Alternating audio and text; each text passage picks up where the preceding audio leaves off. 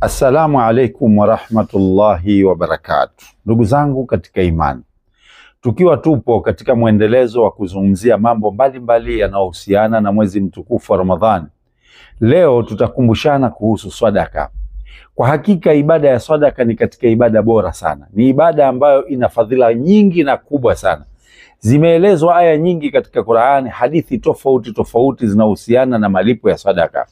Na katika kipindi hiki cha mwezi mtukufu wa Ramadhani, jambo lolote jema unalolifanya unalipwa maradufu kulingana na miezi mingine. Basi tujitahidi mimi na wewe kuhakikisha katika Ramadhani hatukosi kufanya ibada hii. Hebu tuangalie moja katika aya zinazozungumzia umuhimu wa sadaka. Allah subhanahu wa ta'ala amesema, a'udhu billahi minash shaitani rajim, wa anfiqu, natoeni, mimma razaqnakum, katika vile tulivyoruzukuni, min qabli an ya'tiya ahadakumul maut, kabla mmoja wenu hajafikiwa na wakati wa kufa, fayakula, akaja akasema, rabbi laula akhartani ila ajalin karib, ewe Mola wangu wa haki nicheleweshe na mimi katika kutolewa hii roho japo kuwa kidogo, fa asaddaka wa akun minas salihin, ili nikapate kwenda kutoa sadaka na mimi niwe katika waja waliokuwa wema.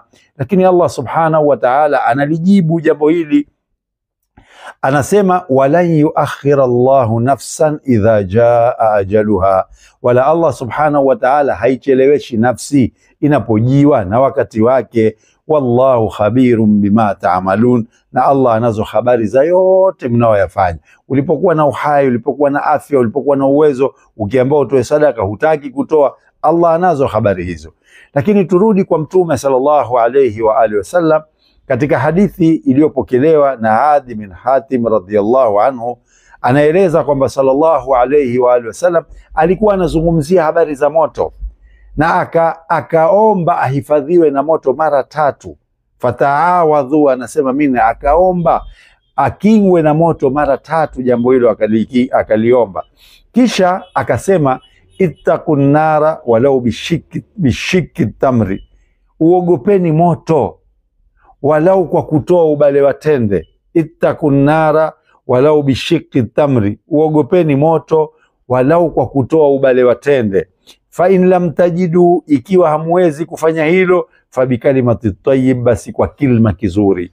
Ndugu zangu katika imani, aya hii tuliyoisoma na hii hadithi tuliyoisoma ni moja tu kati ya aya na hadithi ambazo zinazungumziwa umuhimu wa sadaka. Hii ni kuonyesha kwamba sadaka ndio ibada peke yake ambayo mtu akitaka kutolewa roho yake atajuta na ataomba walau arudishwe duniani kidogo apate kutoa sadaka. Hatukuambiwa nirudishwe duniani nikafunge, nirudishwe duniani. Kwa hiyo tujitahidi kuhakikisha tunatoa sadaka. Na pia Mtume sallallahu alayhi wa sallam katika hadithi anaonyesha kiasi gani kwamba mtu auogope moto kwa kutoa sadaka. Hii maana yake ni kwamba sadaka inamkinga mtu na moto, sadaka inamkinga mtu na maradhi, sadaka inamkinga mtu na hasad, sadaka inamkinga mtu na adhabu ya kaburi, sadaka inamkinga mtu na adhabu ya moto wa jahannam. Sadaka ina mambo mengi mno, fadhila zake ni nyingi, hadithi zake ni nyingi, aya zake ni nyingi, hazina hesabu. Tuhakikishe mimi na wewe Ramadhani hii haijamalizika isipokuwa tumetoa sadaka. Namuomba Allah subhanahu wa ta'ala atujalie katika wenye kupenda sadaka, na Allah atukubalie matendo yetu na iwe sababu ya kuepushwa na moto wa jahannam. Wakumbushe Waislamu, Allah atakulipa.